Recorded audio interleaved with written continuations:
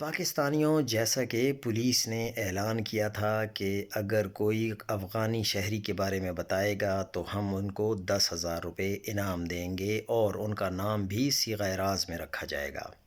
10,000 روپے انعام کے لیے افغانی شہری پکڑوانے والے شہری کو پولیس نے انعام دینے کے بجائے افغانی سے ہی 6 لاکھ روپے لے کر چھوڑ دیا۔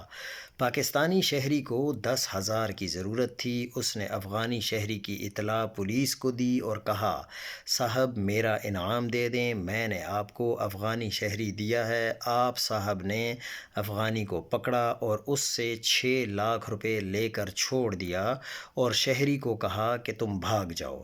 شہری نے موٹر سائیکل نکالا اور سیدھا سی پی او گجرانوالہ کے پاس گیا، ثبوت دکھائے اور سی پی او صاحب نے فوراً ایس ایچ او سمیت 5 اہلکاروں کو طلب کر کے گرفتار کر لیا۔